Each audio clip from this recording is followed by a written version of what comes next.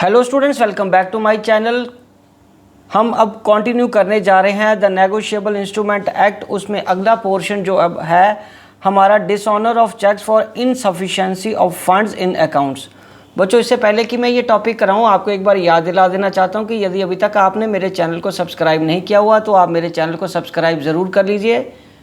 और इससे पिछले 2 वीडियोज़ में मैंने इस चैप्टर के बाकी पोर्शंस कराए हैं, इससे पहले वाले पोर्शंस। तो आप मेरे चैनल को सब्सक्राइब करके प्लेलिस्ट में जाके वहाँ से अपना सारा कोर्स कंप्लीट कर लीजिए। तो चलिए बात करते हैं डिसऑनर ऑफ चेक। जब इनसफिशिएंसी ऑफ फंड्स होता है तब क्या ट्रीटमेंट होगा या एक्ट इसके बारे में क्या कह रहा है। Where any cheque drawn by a person on an account maintain by him with the banker for the payment of any amount of money to another person from that account for the discharge or whole or in part of any debt or other liability, a check given as a gift or donation or a security or in discharge of a mere moral obligation or for an illegal consideration would be outside the purview of this section।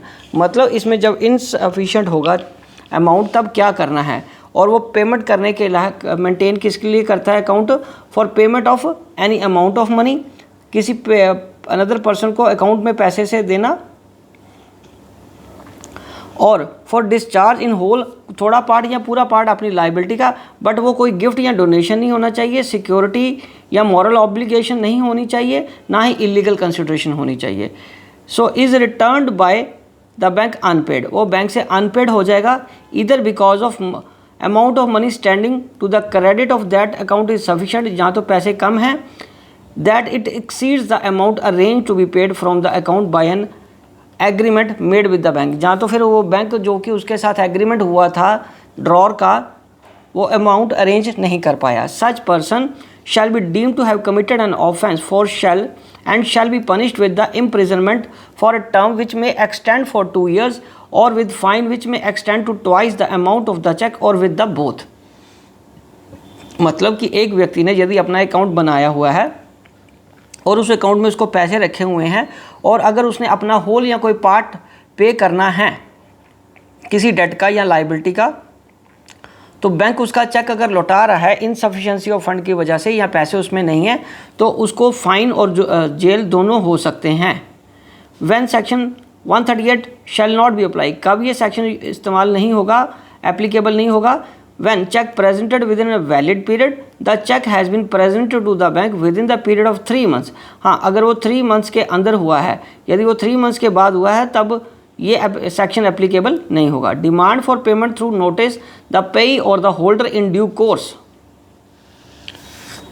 of the check as the case may be makes a demand for the payment of the said amount of the money or by giving a notice in writing to the drawer of the check within 30 days of the receipt of the intimation by him from the bank regarding return of the check as unpaid and। मतलब कि demand जो उसने करी थी, demand for payment of notice the payee, जिसको pay करने हैं, वो क्या करेगा इन ड्यू कोर्स में एज द केस में भी makes a demand for the payment of the said amount of money giving notice. Drawer को चेक दिया है जो within 30 days of receipt of information the bank की cheque लौटा दिया गया है। फेलियर ऑफ ड्रॉर टू मेक अ पेमेंट, अगर पेमेंट ड्रॉर पे करने में असमर्थ होता है, फेल होता है, the drawer of the cheque fail to make the payment of the said amount of the money to the payee or as the case में be to the holder or due course of the cheque within 15 days of the receipt of the said notice. ठीक है बच्चों, चलो अब हम आगे बात करते हैं presumption in favour of the holder. बच्चों ये क्या टॉपिक है। When a cheque is dishonoured, जब चेक बाउंस हो गया या डिसऑनर्ड हो, जिसको हम वर्ड बोलते हैं technically, it shall be presumed unless the contrary is proved that the holder of cheque has received the cheque of the nature refer to the section 138 for discharge or whole or part or any debt or any liability. Presumption prescribed here is an rebutable presumption as the provision clearly provides that the person issuing the check is to the liberty to prove the contrary। और जिसको issue किया गया उसके लिए ये जिम्मेदारी prove करना कि उसका चेक बाउंस हुआ है। The effect of this presumption is to place the evidential burden on the accused, defence which may not be allowed an any prosecution under section 138। It shall not be in defense of the prosecution of an offence under section 138 that a drawer had no reason to believe when he issued the check that the check may be dishonored or presentment for the reason stated in this section। ठीक है जी। चलिए अब हम आगे बढ़ते हैं। Presentation of instruments, presentation of acceptance. बच्चों इसमें क्या आएगा? Presentation for acceptance, a bill of exchange payable after site must, if no time or place is specified within the presentment, be presented to the drawee. Therefore, its acceptance by a person entitled to demand acceptance within a reasonable time after it is drawn and in the business hours of a day. Present for acceptance कब होगा? Bill of present at payable at site पे to be present to the drawee, presented to the drawee there of the acceptance। ठीक है, by a person entitled to demand acceptance, जिसने accept करना है within a reasonable time. ठीक है जी, during the business hours. In default of such presentment no party thereto liable thereupon a person making such default.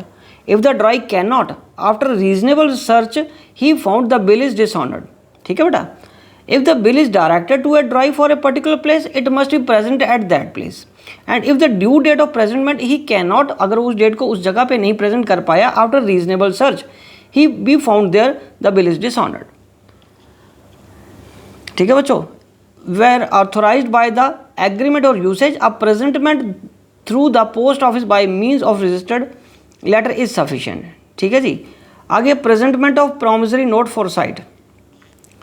बच्चों a promissory note payable at a certain period after sight must be presented to the maker, present करना पड़ेगा maker को there for a sight if can be reach विदिनेबल search to be found by a person जो entitle है demand payment के लिए within the reasonable time after it is made and in business hours of the business day.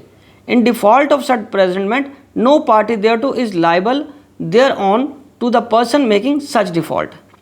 ड्राइज time for deliberation, the holder must, if so required by the drawee of a bill of exchange presented to him for acceptance, allow the drawee 48 hours to consider whether he will accept it।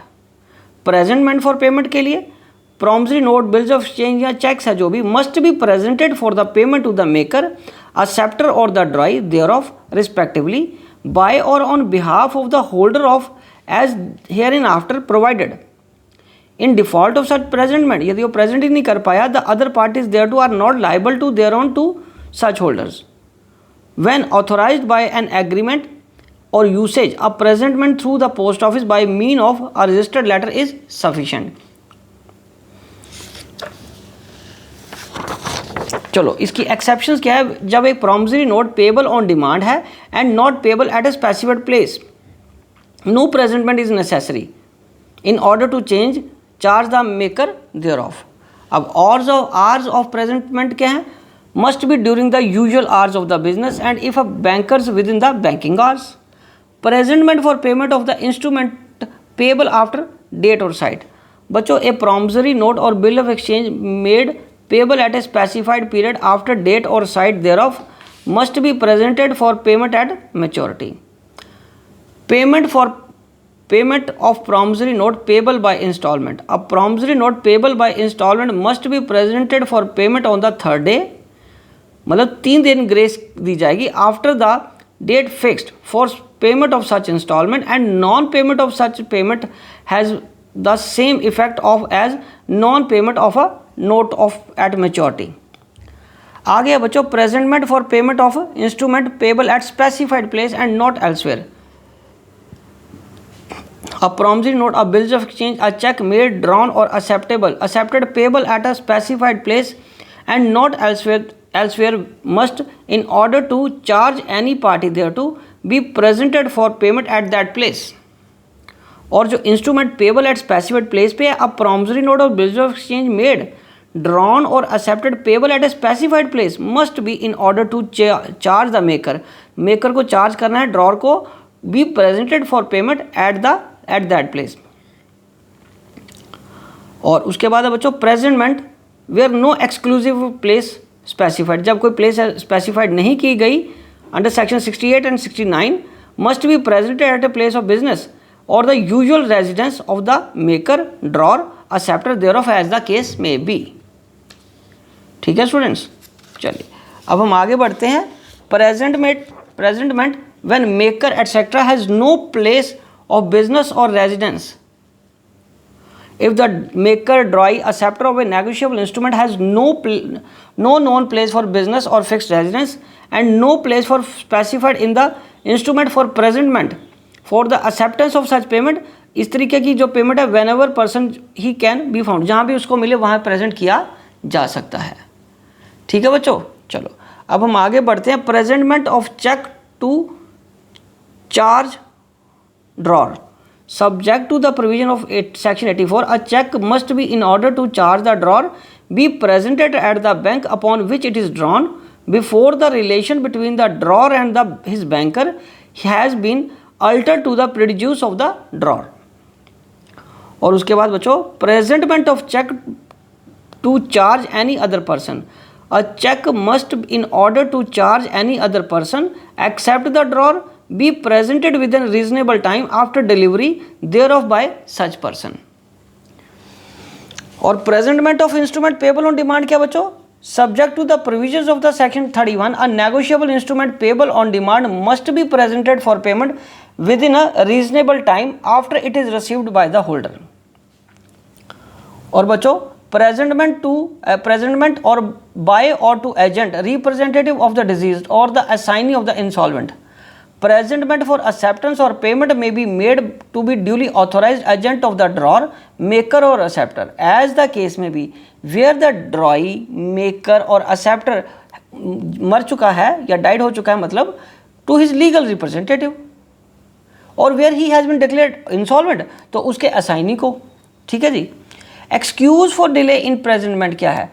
Delay in presentment for acceptance or payment is excused if the delay is caused by the circumstances beyond the control of the holder and not imputable to his default, misconduct or negligence। When the cause of delay ceases to operate, presentment must be made within a reasonable time। When presentment unnecessarily, no presentment of a payment is necessary and instrument is dishonored at the due date for presentment if any of the following cases: if the maker, drawee or acceptor intentionally prevent the presentation of the instrument, या if the instrument being payable at his place of business, he closes such business of the place of a business day during the usual business hour। ठीक है जी। तो अब हम आगे बढ़ते हैं। if the instrument being payable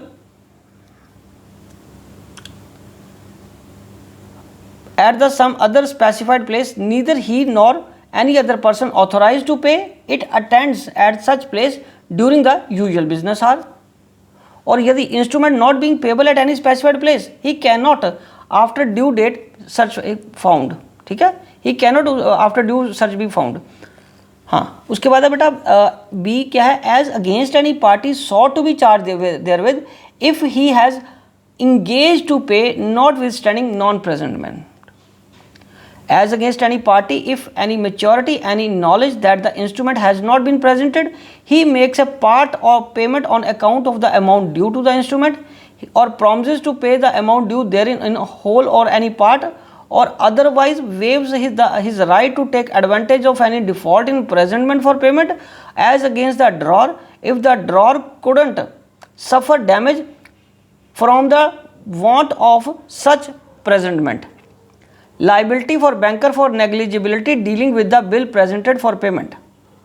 बच्चों इस केस में क्या है? when a bill of exchange accepted payable at a specified bank has been duly presented there for payment and dishonored, if the banker so negligently or improperly deals with or deliver back such bill as to cause loss to the holder, he must compensate the holder for such loss। और बच्चों rules for compensation के क्या है इस case में? Last topic है ये। The compensation payable in case of dishonour of the promissory note, bills of exchange या cheque, any party liable to the holder or any indorsee shall be determined by the following rules. पहला है बेटा, the holder is entitled to the amount due upon the instrument together with the expressly proper incurred in presenting noting and protesting it. दूसरा, when the person charged resides at a place different from that at the which the instrument was payable, the holder is entitled to receive such sum at the current rate of exchange between the two places. और तीसरा बच्चों, an endorser who being liable has paid the amount due to the same is entitled to the amount so paid with interest of 18% per annum from the date of payment until he paid the full amount. ठीक है students, तो इसी के साथ ये topic complete हो जाता है और ये चैप्टर भी कंप्लीट हो गया. आई विश आपको अच्छी तरह समझ आ गया होगा. आप इसको देख के अपने नोट्स कंप्लीट कर लीजिए. Wishing you good luck.